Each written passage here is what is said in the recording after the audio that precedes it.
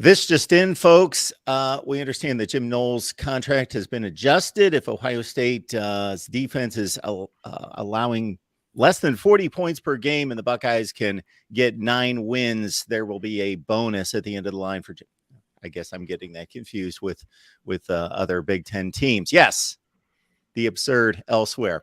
Welcome to Buckeyes Live right here at the Voice of College Football. Appreciate you all being here. And, of course, we've got Steve Hellwagon, Bucknuts 247 Sports, Kevin Noon from Buckeye Huddle. You can also catch him on the Big Me podcast that features him. And then, of course, Tony Gerdeman from Buckeye Huddle as well. College Football Playbook, a new venture right here on YouTube. And in his podcast, of course, Buckeye Weekly. Guys, how we doing today? Doing good. Doing good. All right. Well, I guess, though Jim Knowles' defense was much better than that last week, and, of course, I was poking fun at Iowa's standards that they're placing on one Brian Ferentz, their offensive coordinator. Steve, the Jim Knowles defense will have to be better in spots, of course, and we know what we're pointing at. We're pointing at 3 quarters against Penn State, aside from the spectacular plays of one JT Tuimoloau and the Michigan game, of course, and the fourth quarter against Georgia in particular. Has Jim Knowles given any indication to there being adjustments to his defense this year? Well, I think that it's natural that there'll be some tweaks and some different things that will come about this year. He didn't really think that Jack Sawyer ever took to the Jack role as a defensive lineman. And so it kind of remains up in the air whether they're going to pursue that with him or make him more of an every down player, I guess. That may make more sense to do that. I think one of the things I came away with is that now that he's in his second year and everybody knows everybody now and everybody's familiar with everybody now, he feels that now that those relationships are built, that he can coach a little harder, perhaps, than he did the first year, where I wouldn't say it was all, daisies and daffodils, but I think that there is that getting to know you phase that's now over, and now it is high expectation phase and results phase. So they didn't get those, obviously, in the 2 biggest games of the year against Michigan and Georgia. So now I think the hope is that they can push this defense to be better. And I think, they did make some improvements, certainly from the year before to last year. And a lot of the same guys will be back as third-year starters this coming year. So I think the hope or the thought is that a lot of those guys will be able to take that next step. I wrote about one today, Tyleik Williams, a defensive tackle, had 5 sacks as a freshman, only had 1 as a sophomore. And really, with Teron Vincent leaving, that's a position right there, defensive tackle, where they desperately need somebody to not only step up and play and fill those plays and fill those reps, but to make plays. And too often last year, I just didn't see enough difference making from those guys up front. So it all begins up front to me. I mean, that's, history of this game is everything begins with offensively what your offensive line can do and defensively what your defensive line can do. And I think that if that unit's improved, then there'll be some heavy improvement across the board. But I think you got to be optimistic that they're going to be much better, I think, defensively in 2023. I don't have any doubt about that. Yeah, I would agree with that. And you can probably just measure it by, you don't even necessarily need to look at points per game or yards per game. Just keep an eye on the big plays allowed, like the 40-yarders allowed, and see what that number is over the course of a season. And that will probably tell you all of the rest of those numbers. But in terms of the Jack and Jack Sawyer, Larry Johnson did say like he hopes that Jack Sawyer could just, concentrate more on the defensive end. I'm writing about that a little bit for today. I also think Larry Johnson kind of needs to get on board with what Jim Knowles' defense is. And I wonder, when Jim Knowles is saying that he can coach guys harder, how much of that is also referring to his coaches now that he knows everybody better and can demand more from everybody because this is his defense. So you can't have guys who are half in, half out. Everybody needs to be all in. And Larry Johnson is a Hall of Famer and is this and is that. But what we've seen over the course of, since if it's not a Bosa or it's not a Chase Young over the last 6-7 years, we talk about how these guys have underachieved, how individually they're not getting as much as they should out of guys. Tron Vincent was the number 1 defensive tackle in the class of 2018. He leaves Ohio State now. I don't know that he was ever more than an honorable mention all Big Ten. Got questions about Jack Sawyer already. When's he going to be doing something? Zach Harrison. I mean, these questions and guys that have had expectations and haven't necessarily lived up to it. How much of that are the expectations being too high? How much of that is Larry Johnson not getting the most out of his players? And or is it not a good fit for the defense right now? But I don't think they've had several different defenses. They've had 3 different defenses in the last 4 years, basically. So I don't know that you can just continue to point at the defensive systems when looking at lack of production.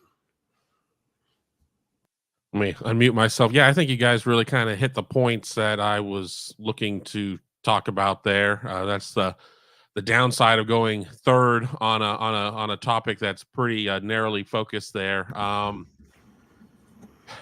Obviously there are going to have to be some changes here in year 2. I think that they've had more of an opportunity to kind of identify some things in terms of what personnel are able to do. I mean, sometimes you have, you want to coach players into what it is that your scheme is, and sometimes you have to adjust your scheme a little bit to best suit the players that you have. I think that Jack being more of an everyday, Jack Sawyer, that is, not the Jack position, of being more of an everyday type player every down, I think suits him a little bit better. I mean, I think sometimes we get so caught up in whether or not it's the bullet or the jack or the bandit or whatever the term is at that point. There needs to be more of an emphasis of just getting home and making the plays, as opposed to, okay, this is how smart we are. We're going to sit there and we're going to have this caveat. And then when it never comes home, I mean, how smart are you really at that point? I mean, I'd rather just go out there and roll a basic 4-2-5 and make plays and not have any special designations.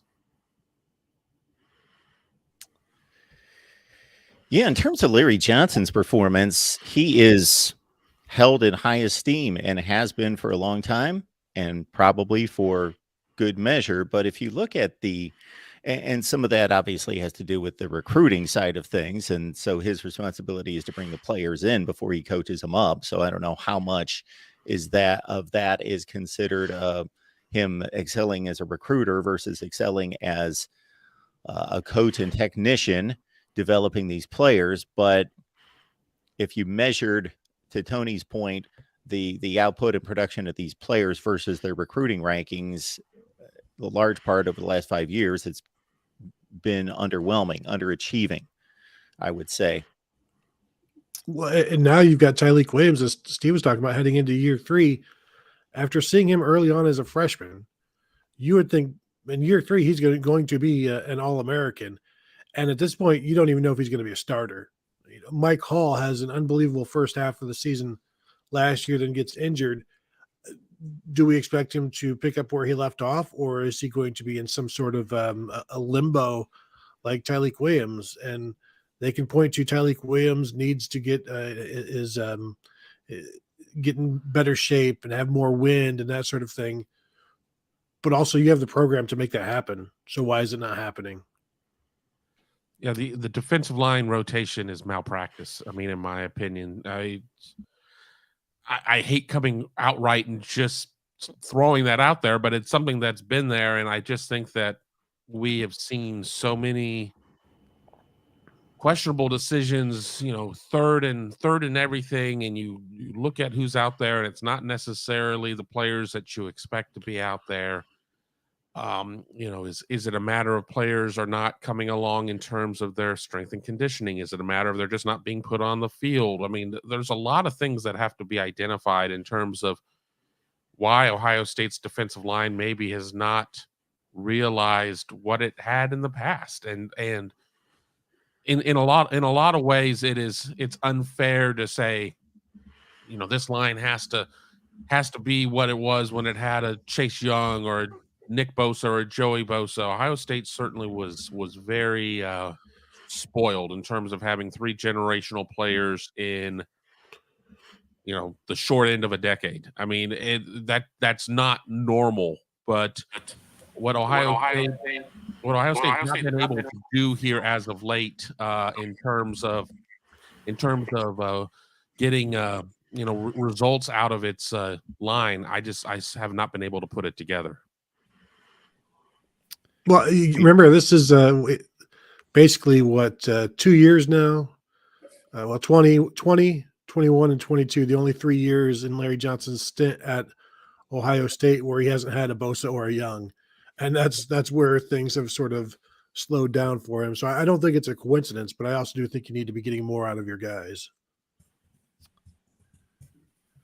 All right. Yes, we appreciate everybody being here. Sue, and we've got Jack and Mecca, and even you, Jordan, who's thinking that I don't need to be compensated for the super chat. I guess I'll forfeit my.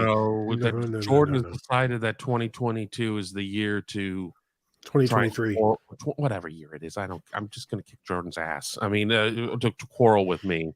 It was last year, 2022 was the year of Tony, and this is the year of me. So I'm waiting for 24 when he can move it to somebody else. All right, Jordan. Kevin is still going to get his share of the super chat then. I would have saved it for a leap year. And Kevin is not going to hit third this time. The best hitter always hits third in the batting order, but Kevin wants to lead off this time. We will do that. Unless you guys have any comments and questions there in the chat, I will be, of course, diving in for those, as Steve has posted, as he routinely does. Post questions now and contribute to the voice of college football and what we do here on the Ohio State Show each week. Wink, wink, because these guys give up their time and their expertise. All right. I was on the Michigan podcast this week, and according to one Steve Dace, at least, in measuring the team talent, total talent team rankings, line up the T's, and however it gets communicated, 247, of course, has their rankings. He has his rankings, and it's a very logical, methodical process, but he believes Michigan is a decidedly more talented team than Ohio State. I don't really see it myself. I, of course, argued with him on that point, especially since Michigan just brought in the 18th recruiting class in the country, and Ohio State by player rating was at number 3 and number 5 overall, depending on your service, but in that top 5 range. We know that the game has flipped on the field. Obviously, everybody can read a scoreboard, but program building, program status, and place as a program is different than maybe a result on a given Saturday. So, Kevin, do you think there's been a major flip between these two? I don't. I mean, I think Ohio State still, 1 to 85 is the more talented team. I think that right now we're seeing a case of where, Michigan just has come out and wanted it more. I mean, is really what it comes down to, has been able to out-tough Ohio State. I know we hate using the whole toughness quotient or whatever, but I mean, there's something to be said about that. But I think if you go through a lot of the major positions and you look at room versus room, Ohio State is still the more talented team. I think Michigan has gotten a lot more out of its offensive line. I think that certainly if you go back to the 21 game, Michigan's gotten more out of its defensive line. I mean, and it carries over into 22. I just think that in terms of that 60 minutes, that Michigan has just played much better football for one reason or another, be it gameplay, be it game plan, be it gameplay. I mean, everything there. But I don't look at the Michigan roster and say, wow, they're just so deep. I still am really challenged to go through their receiver room and say, well, that receiver room is up to snuff with Ohio State. I mean, and then when you look at Ohio State and Michigan in 2022, Ohio State came in very wounded at running back, as did Michigan. And just fortunately for Michigan on their side of it, Donovan Edwards was in much better position than than anybody was for Ohio State. And strangely enough, we just didn't see Dallin Hayden. But I don't see a Michigan team that's even equal in terms of talent from 1 to 85. I think 1 to 22 has gotten a little bit closer, but I think that really the thing that's made the difference in the last 2 years is that Michigan has had a better game plan, has just executed a lot better. Yeah, I would agree. I don't think that it's a case where in they've been 2 decisive wins. Goodness, my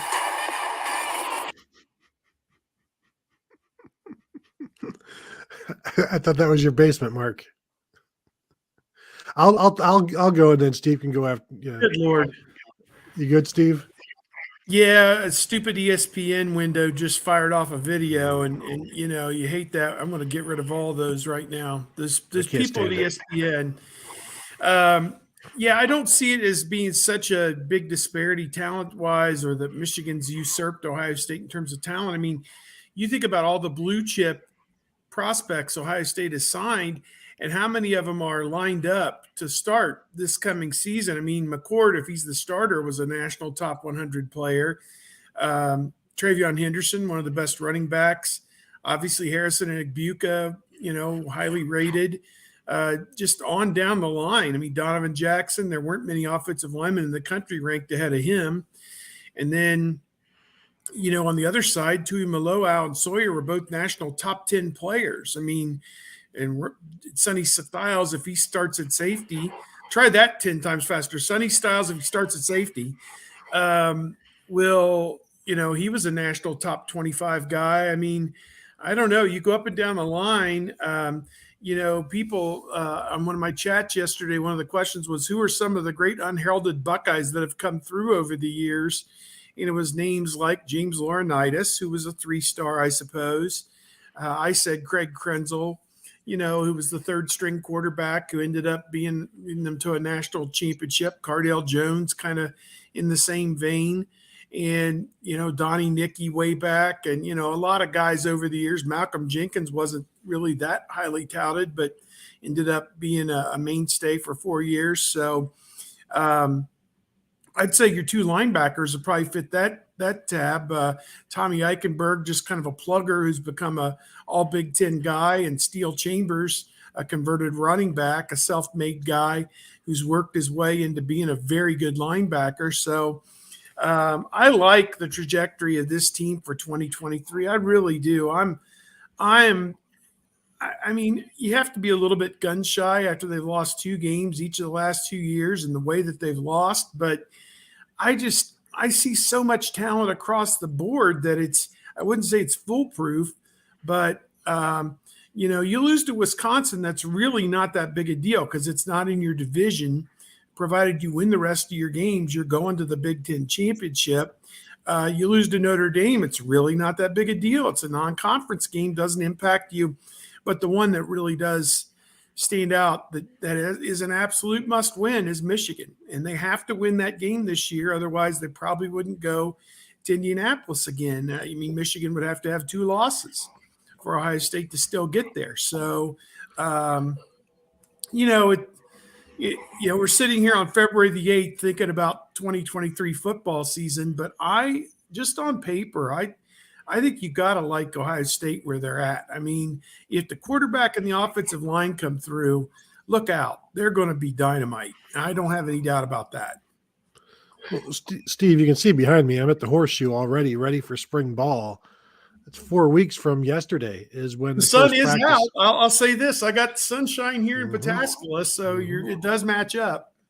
And so we're 4 weeks away from the start of spring ball. And, every year on Buckeye Weekly, we will go through like a tail of the tape and compare Ohio State and Michigan position by position and see and judge who is best. I think if you do that now, you look at the backfields, Michigan's quarterback, you would check that box. However, Ohio State's quarterback is going to put up more yards and points than J.J. McCarthy. So at the end of the season, who would you give that check to? I think you can say Michigan's running backs with Blake Corum and Donovan Edwards are better, but that's all they have. Ohio State's room goes deeper. Go ahead and give Michigan that checkbox. Offensive line, if you want to give that to Michigan, I think you can. Tight ends, I think you give that to Ohio State right now because of what Michigan has lost. But defensively, Michigan, you're not going to give them the defensive tackles. You're not going to give Michigan a defensive end. You're not going to give Michigan the linebackers with Junior Colson and Michael Barrett over Tommy Eichenberg and Steele Chambers. I think maybe the best player on Michigan's defense is Will Johnson, but he's their only cornerback at this point. Ohio State, if you want to give Michigan the cornerbacks, I'm okay with that. Safeties, they've got Rod Moore as perhaps their best. They return a lot of guys. I don't know that they have many playmakers there. Maybe, I like Rod Moore. I don't know that is as cut and dry in terms of which team you choose there. I don't think I'm with Kevin. The 1 through 85 is Ohio State. I'm not sure. And I've said this in the past. I know Steve does, breakdowns of years and starts and all of these different numbers, and he swears by it. I don't think you can go 1 through 85 and actually have that honestly as a conversation when you look at where the recruiting rankings of the second half of Michigan's class is usually like from the 400s to 500s to the 900s, whereas the second half of Ohio State's class is in the 200s and 300s.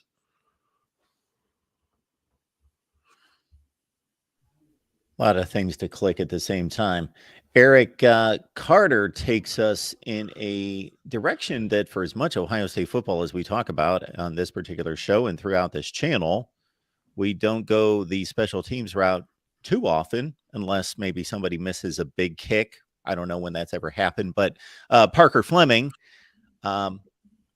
special teams coordinator. What do we think about the special teams? And certainly the faces on special teams change year to year considerably, going past the specialists, of course. So thoughts about the special teams performance in recent years? Tony? Well, I think I think I said this on our Friday live show that we did. The special teams performance this year shows that you need to have a full-time special teams coordinator.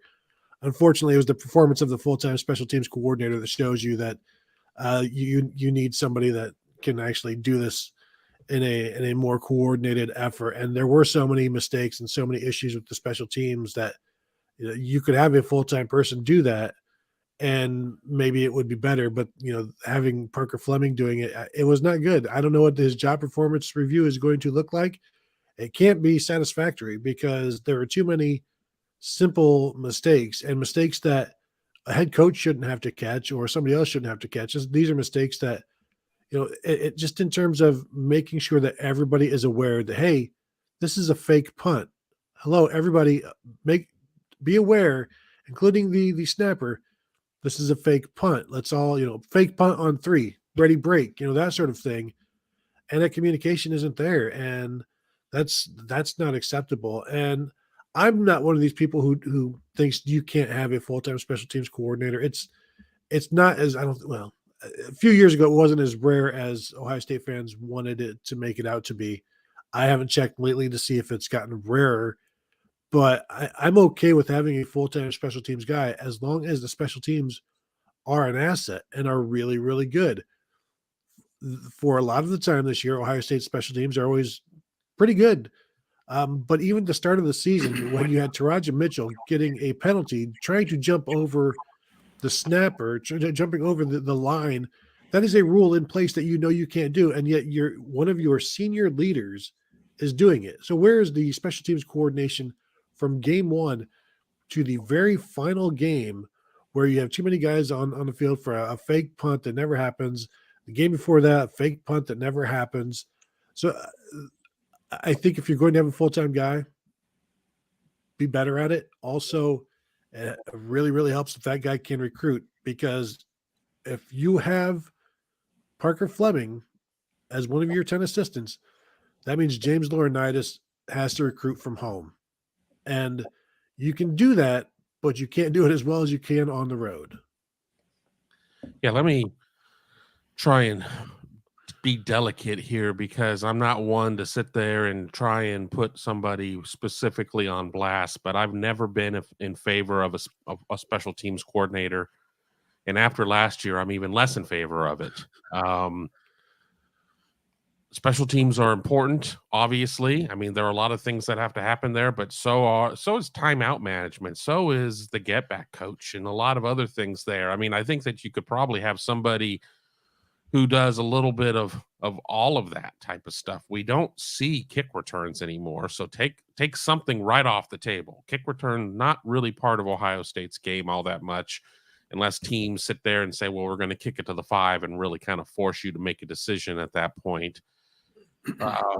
We haven't, we're not even seeing Ohio State trying to kick it into the corner anymore because they were kicking it out of bounds too many times. So I just think that there's not I don't know if the squeeze or if the juice is worth the squeeze for having a special teams coordinator at this point. I think that Ohio State probably could. I mean, if we're at a point where we get the NC2A rule that allows more coaches with whatever that may look like, whether or not they lift the number or they make it unlimited.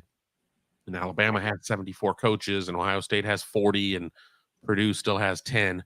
I don't know what the case is, but I just think that right now we're not seeing enough out of that position because it's not a recruiting position.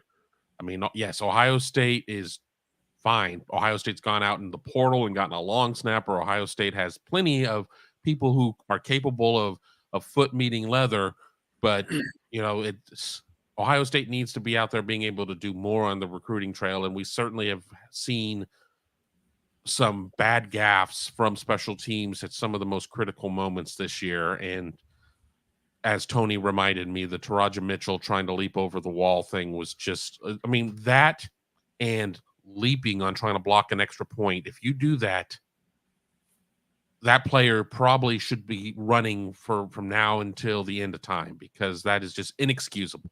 And the coach should be out there running with them because that is just inexcusable. Well, I think it's a matter of comfortability for Ryan Day, and I think this is how he prefers to handle it. There are a lot of special teams plays in the course of a given game. I thought the punting game on the whole was pretty good. Kickoffs pretty good. Field goals. I mean, they missed the field goal to go to the national championship game, but otherwise he was pretty good.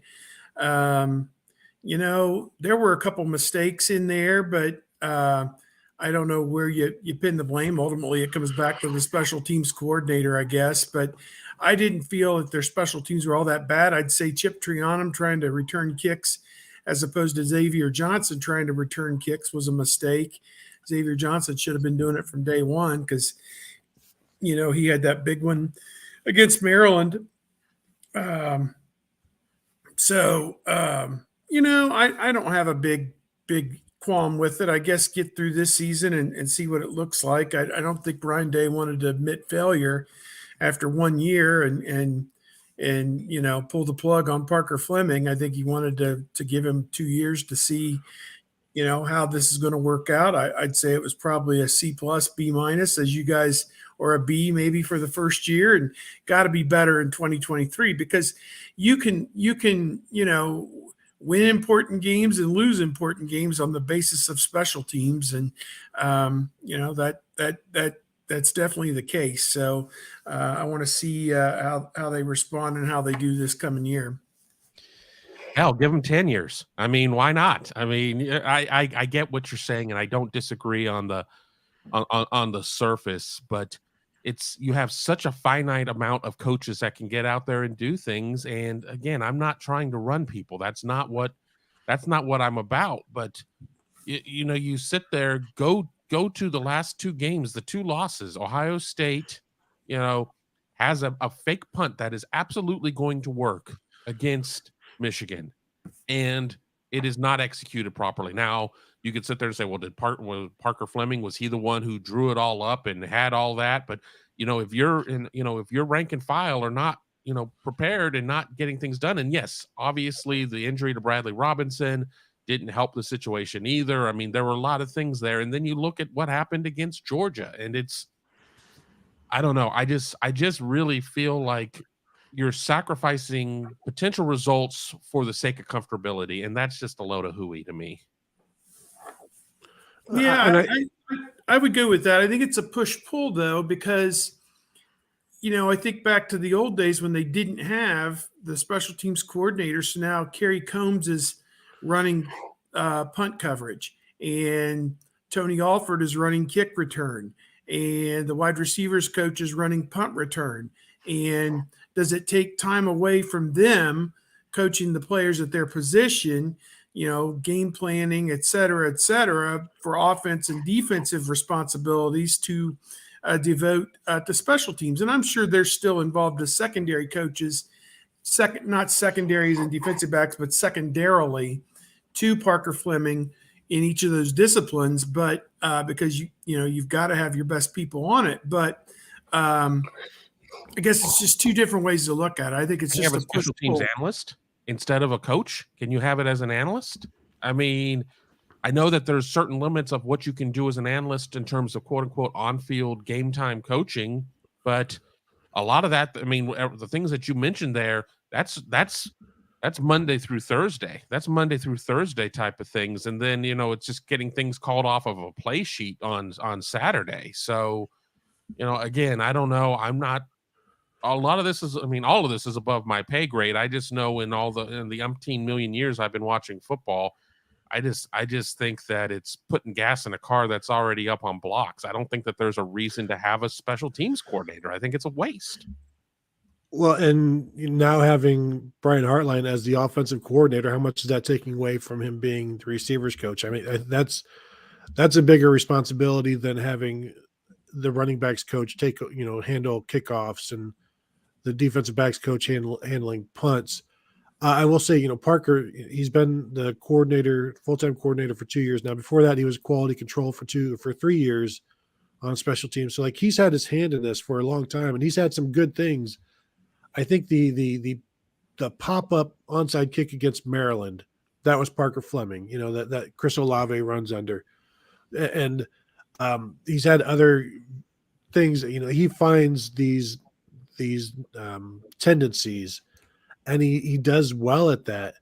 There's just been he's fallen short in some of the in-game activity.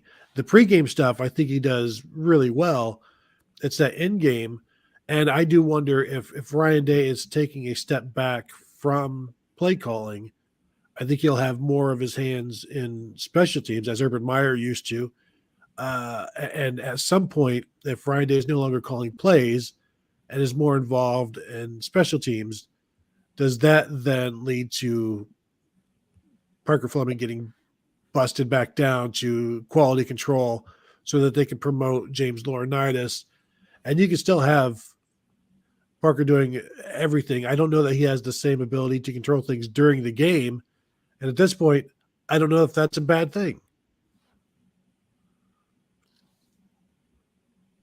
Obviously, we all have strong opinions here on this one because I think it has been a source of frustration, and we all have years in covering this team and covering this sport, and just I don't know. I mean, yeah, you blow a special teams play, and it can be, I mean, in a tough game, and it can be critical at this point, but I don't know. I just think that with the limitations that you have, it just really seems like you're putting too much in something that doesn't need it doesn't need that amount of resources in terms of one of your counters of coaches who can go out and recruit. And with Jim Knowles not necessarily being the strongest recruiter out there, and I'm not breaking any news, that's just not necessarily his thing. You've already got one guy right there that's kind of in terms of that. Larry Johnson's getting up there in years. I mean, he's still considered the GOAT. I mean, players love everything. You need to have some young, dynamic recruiters out there. Parker Fleming's young. I just don't know how dynamic he is in terms of recruiting and how he can just sit there and necessarily go into any position's room of the room of any player of any position and be like, let me tell you, I see you being great in trying to, in our punt block scheme. I don't feel it. Ironically, USC had the same issues down the stretch of the season with special teams gaps. The most famous one that they had a punt returner, kickoff returner in the game that shouldn't have been. It was Mario Williams, who's the star, but had not filled the role the entire season. But for some reason, he was back there in the Cotton Bowl against Tulane. The fumble out of bounds when he shouldn't have been fielding the ball at the half-yard line led to the safety that lost the game, basically, against Tulane in the Cotton Bowl. And USC fans are clamoring for a special teams coach. USC does not have one. And Lincoln Riley has confirmed that he will not be hiring a designated special teams coach. Yeah, I mean, it's all about a reaction to what you have, and what you have is wrong if it goes wrong. And it doesn't matter whether it's actually right, and it's been right all along. It's just it's the reaction to the opposite, and wanting to go swing one way after you've been this way, and then one thing goes wrong and you have to react to it. I think consistency is better than reactionary in many cases, and maybe even in this one. Certainly not in the Iowa one that you let off the show with. Reactionary would be much better than just staying consistent there. But like I said, I don't have an issue with it. Once they upped it to 10, a lot of places went this route. But it has to continue to pay dividends. And again, if it's not a recruiting position, a lot of people use that. They've got the tight end / special teams coach is one of the things. And that guy, whether it's like a Tim Brewster or whoever, is also kind of a decent recruiter. But if you're not getting that, and now I will say he also helps out on defense. That's one of the things that Parker Fleming also does. He helps with the defensive backs. So he's not just doing special teams all the time. He's also doing defense in practice and things like that. So they're getting that out of him as well. So that was 3 defensive coaches for what we saw out of the secondary last year is what you're saying. That's also I already knew that, but I mean, just for the benefit of the audience, that was the work of 3 coaches. And it has been, for the past couple of years.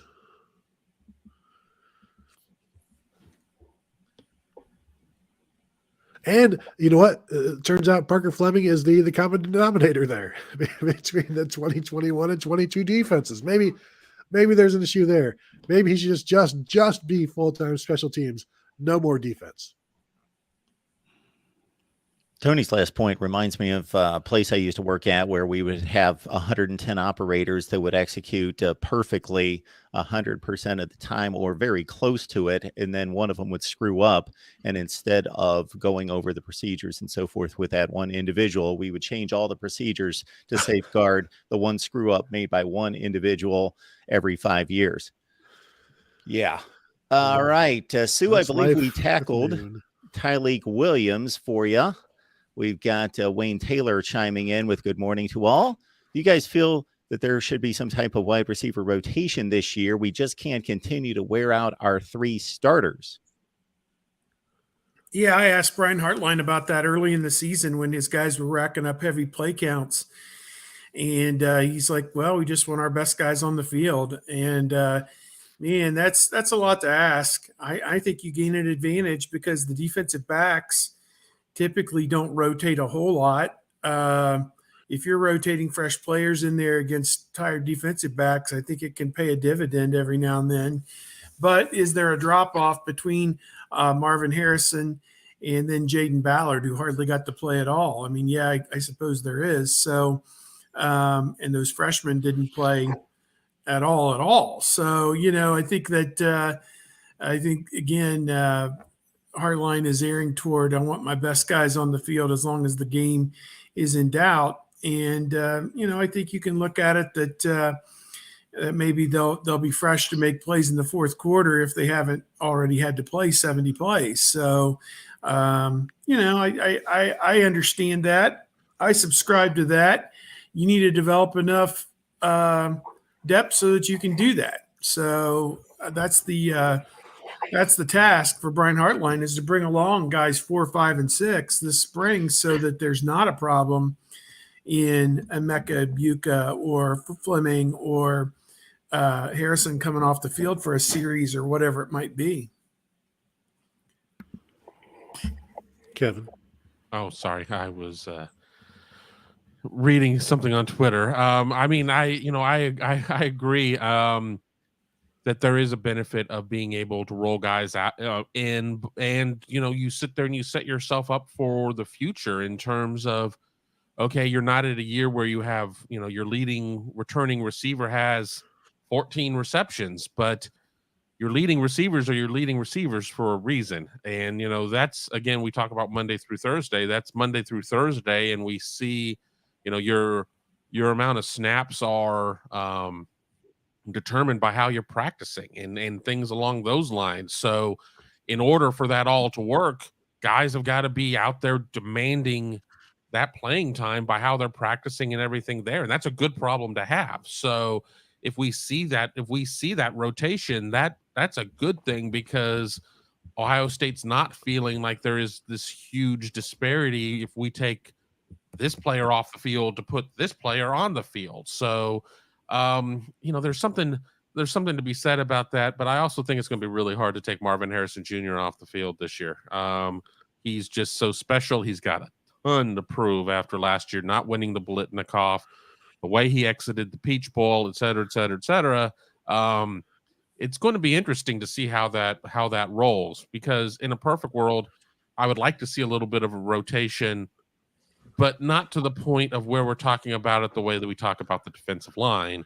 And why isn't JT Tuimoloau? Why isn't Jack Sawyer? Why isn't Tyleik Williams? Why aren't these guys playing? So there's a dance there. I think when you look back to when they would rotate 6 guys, there wasn't a gigantic drop-off from anybody, from Terry McLaurin to Johnny Dixon, from Benjamin Victor to Austin Mack, from whoever they had in this, like from KJ Hill to Paris Campbell to KJ Hill, that sort of thing. The drop-offs weren't significant. But if you're going to continue to base it on drop-off, then you're never going to play whoever is behind Marvin Harrison, because he's always going to have a drop-off behind him. I think you need to make it so that that's not necessarily the measuring stick. It's how much better is number 2 than the defensive back he's going against. Like if you are still better than that opponent, or you're not suddenly giving up anything, then go ahead and play them. Because when you lose Marvin Harrison to a targeting that was taken off the field, as was Marvin Harrison, and then you go to Jaden Ballard at that point, he didn't have the snaps built up to make this offense a help, or to like, there was a considerable drop off once Marvin Harrison was no longer on the field. Would it have been that way if maybe more guys had played and had more experience?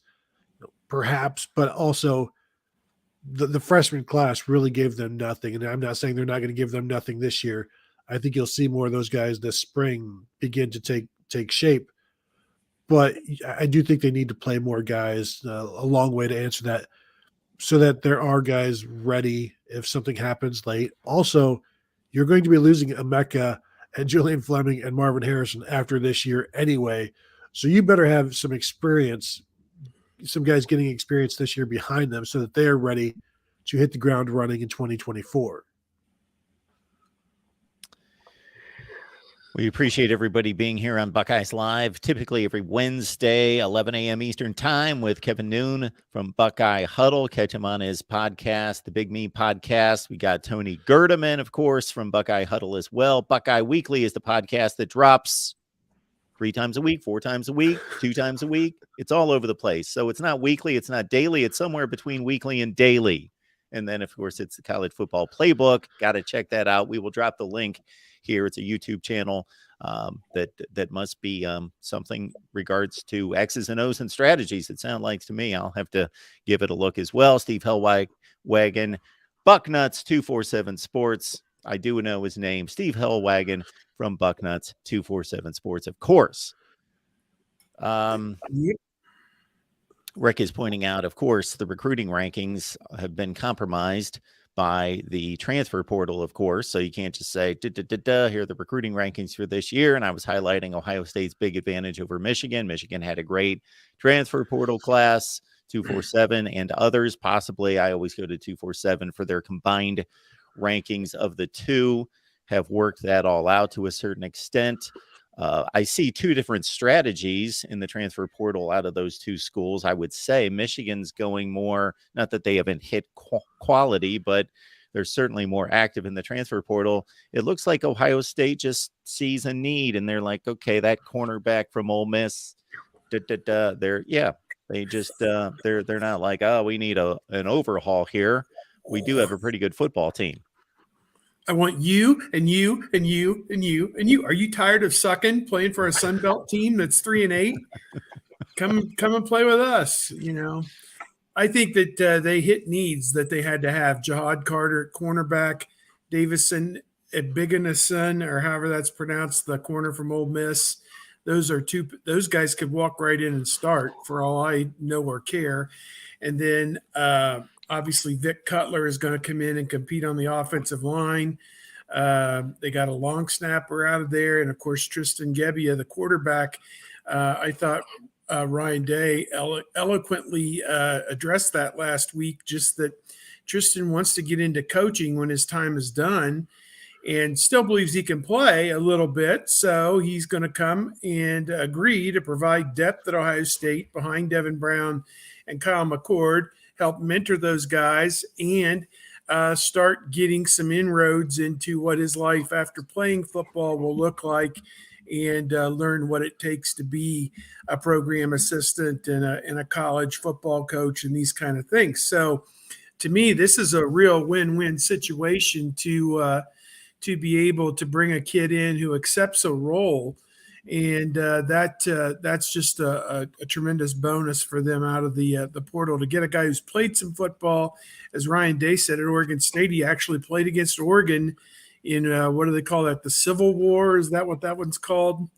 So he's got some experience on the firing line in a big game, and at least out there, it's considered a big game. So, definitely a win-win situation on that one. I think I still call it the Civil War. Yeah, I think they changed the name because we're soft these days. But I digress. The battle for Antifa held Portland. Is that what it's? How about them Bears?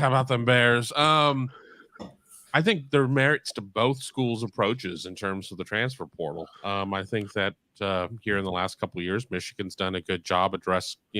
They addressed some serious needs, and you just can't sit there and look at the rivalry and be like, well, they're bad, so obviously they make bad decisions. They made some good decisions there. Ohio State is very much more, I think, targeted in terms of what it is they're going for. I mean, in some ways here as of late, they haven't made that big splash. They haven't landed that Justin Fields. They haven't landed that name. I mean, let's be honest, last year in picking up Chip Trainum, that was not a, that Ohio State has won portal wars because they went out and got him.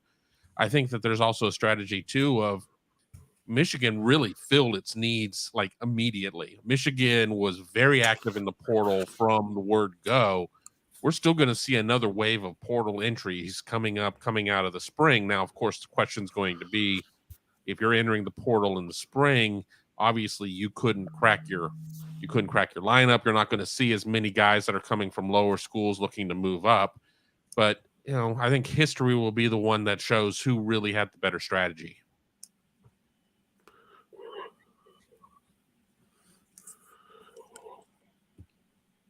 Let's hit one other topic before we go to Steve's topic with the NFL Combine, I believe just about 6 weeks away. There's a lot of questions and comments in here. We will post one. There's many about, is this team hungry enough? They got to get hungry enough. When will they be hungry? I think we can all throw up our hands. We can't get into the hearts and minds of individuals. And I think maybe we question their desire a little bit too much. I don't know. It's obviously a huge factor in any sport, but especially this sport, because this sport's a grind. And you better be hungry. Yeah, hunger. How do you measure that? That's a tough one. And when you have an all-star team of guys coming from Florida, Texas, California, that aren't necessarily invested from they didn't have a scarlet and gray football put in their crib when they were born at Riverside Hospital or OSU Medical Center. My mom could look out the window after she gave birth to me and see the stadium. You hear those stories all the time. But, again, I would rather have the talent and try and build in that desire to win for a good old state U than to give up plays over the top because our guys can only run a 4.6 and their guys can run a 4.4. So I don't know. I mean, you got to have a lot of breaks to win a national championship, and they just haven't gone Ohio State's way, unfortunately. I mean, a lot of them. I wrote about the targeting penalty last week, and much has been made about that, but that's just one of many breaks that didn't go their way, and it just the way it is. I mean, desire, hunger, they all want to win. They all want to, do well. They all want to make the NFL, but it's an 11-on-11 sport.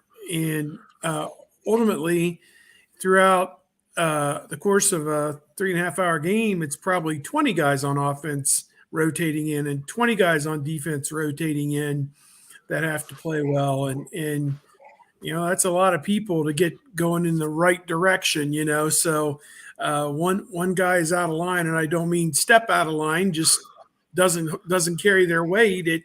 It brings down the whole unit. And those things happen because of fatigue or uncertainty of what my assignment is, or, whatever it can be, just human error, it's not robots, and it's human beings. And, hunger is one part of it, but, you got to be strong enough, fast enough, smart enough to go out and do what you got to do. And somehow, some way, there've been some things that have crept in there at times that have held this team back. And, that's just the way it is for everybody. Absolutely. That 22 team proved something to me against Georgia, because if you're not on point against that team, then I think they played somebody right after that and proved what can happen if you're not laser focused. The effort's not there. The game plan, everything has to be on point to stay with those guys for every play of the game to the final kick. No, they didn't get it done technically, but if you're evaluating effort, performance, preparation, game plan, talent, all that, you can't hang with Georgia to the last play of the game without all of those working for you. Definitely. All right. Steve has reminded us that the NFL Combine is coming. 8 Buckeyes selected. I have not seen that list, Steve. So where are we with the Buckeyes headed to Indianapolis? It was just posted at 11 o'clock, I guess, on NFL.com. And I can read you who's going from Ohio State: the quarterback, C.J. Stroud, wide receiver, Jackson Smith-Njigba, offensive linemen. There's 3 of them: Paris Johnson Jr., DeJuan Jones, and Luke Whippler. Then 3 guys on defense: Zach Harrison at defensive end, Cam Brown at cornerback, and Ronnie Hickman at safety. It is kind of curious to me, Teron Vincent, his dad, Troy, was with the NFLPA forever, was an NFL player, NFLPA guy forever, and now I think he works for the commissioner's office with the NFL, I believe. And isn't he the guy that dishes out the discipline now, I think, to the players or whatever when things happen? But for some reason, Teron Vincent not invited. And I know a lot of it's done on merit. He may not be considered even a 6th, 7th round pick, but I would have thought with his dad working there that they would have skeezed him an invite. It's kind of like the NBA Top 100 camp that's put on by the Players Association with the high school kids. If there's any living son of a living NBA player who can mouth breathe, that kid is invited to the NBA Top 100 camp, even though he's not in the top 100. But so that was kind of a surprise to me that Teron Vincent wasn't invited with his dad working there, but maybe they thought that wouldn't have held water. I don't know. But at any rate, 8 guys invited. I'm not sure if there's any other snubs. Who are they missing that has even got got a shot here? No, No. That's pretty much I everybody. mean, yeah, Jerron Cage. Jerron you know, Cage. Yeah, he's in the Um, same boat as Teron Vincent. Just didn't make enough plays at the college level to justify being considered as even a draft pick, probably. I'm looking at Teron Vincent's numbers, and I think You have to career look really numbers, closely. career numbers of like 60 tackles, about 9 tackles for loss, and 2.5 sacks. And I'm pretty sure that's right about what Draymond Jones had, like as a redshirt sophomore or something like that. Where the numbers are just we're never there, never was an impact guy, and dealt with injuries, missed what his redshirt freshman season in 2019, but was never, again, as we were saying earlier, just never lived up to that billing as that 5-star guy. But and it, not unlike Haskell Garrett, where these guys are in the lineup for 3 years and really have almost no shot at being NFL players. And should you be an Ohio State rotational starter for 2 or 3 years if you have no shot at the NFL? No, sir. And this is why the defense has struggled in recent years. Right there. Even Zach Harrison. Did he play up to 5-star? No, he did not. And I think he had a really good season doing what he did. They found what he does well, and he did that. I would expect he would do well at the combine, given his athleticism and his overall traits. I think he made a mistake by backing out of the Senior Bowl, unless, of course, he was injured.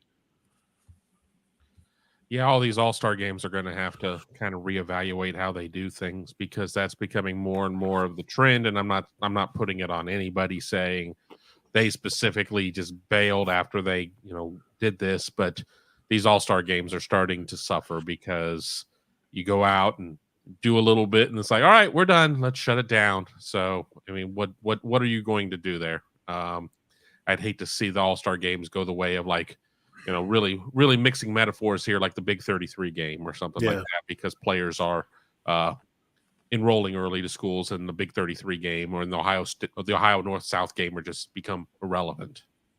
I still go back to what Terry McLaurin did in the Senior Bowl that week leading up in the Senior Bowl week, to go from most Buckeye fans never expected him to be an NFL player, to working himself into a 3rd rounder, with some people thinking he might be a 1st rounder or a 2nd rounder. And then, of course, you see him play and it's like, well, he shouldn't have been a 3rd rounder. He should have been a 1st or a 2nd rounder.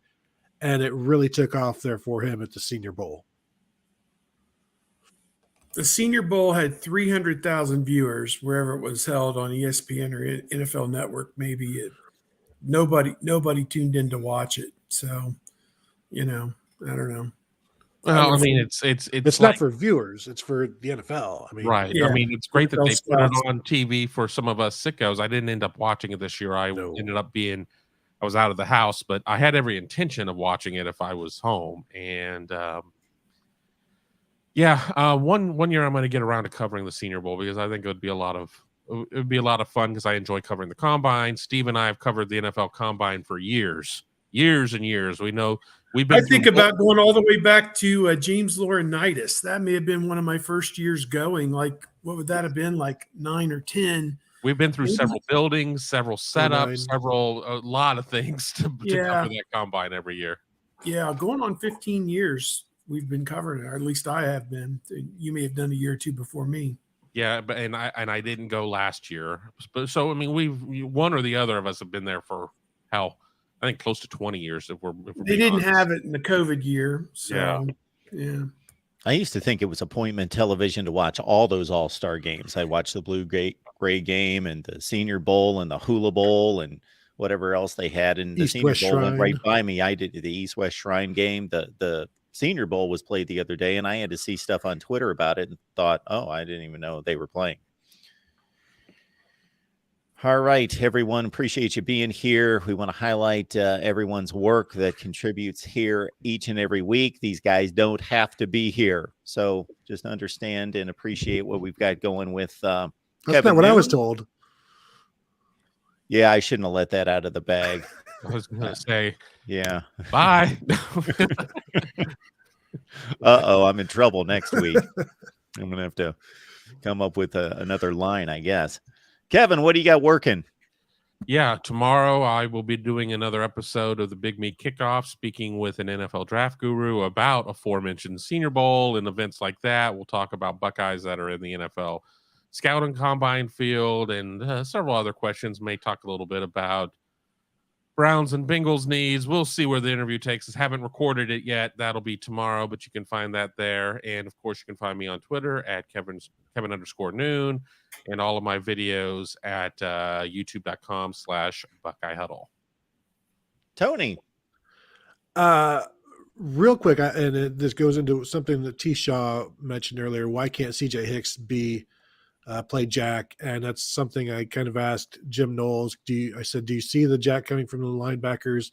He said, not really, no, but mentioned Mitchell Melton. And that's something I'm writing about for today in one of my weekly What I Know, What I Think, What I Wonder column about that. I saw somebody else say, what about Sonny? That sort of thing, Sonny Styles, just finding different ways to use their different guys. And so that's what I'm working on for today. Steve. Oh, I don't have a whole heck of a lot going on. Just more of this awful basketball that's been continuing to. I mean, we thought it was bad 3 weeks ago, and they haven't won a game since then. So, yeah, it's this is the worst season I can remember in a long, long time. So, yeah. But I get out of bed every day and I press on. You know, what can I do? And Stay in bed. I'm making plans for March. There is first weekend games here at Nationwide Arena, and got some friends even threatening to drive down to Louisville to watch a regional the next weekend. So, you know, we'll still get a little taste of March Madness, perhaps, even if it doesn't involve the Scarlet and Gray. So there you go. When will we get the emails about the CBI availabilities and the credentials for that? You got to have a winning record to play in the postseason, and they're going to have to hustle to get there. Yeah, I mean, you know, they've won one game in 6 weeks almost. So, you know, who are they going to beat? So they play Northwestern tomorrow night. I know this is more of a football show, but I mean, when you already go in and kind of have a late recount in terms of captaincy and things along those lines, that's problematic. I mean, I certainly have some opinions there, but I'll wait until I'm invited on a basketball show to give that. So maybe I'll do those on my own channel. Probably won't make a lot of friends with my thoughts on what's going on right now. Yeah, we don't talk too much basketball here on the Voice of College Football. That's right. We've got Tony's new YouTube venture there, College Football Playbook. We've dropped that link in the chat. Head on over there, check it out, subscribe, and go from there. Yes. All right, everyone. Appreciate you being here on Buckeyes Live each and every week. Check us out next Wednesday, most likely, but that's the reason you turn on those notifications to know when we go live. For Tony, for Steve, and for Kevin, we will see you next week.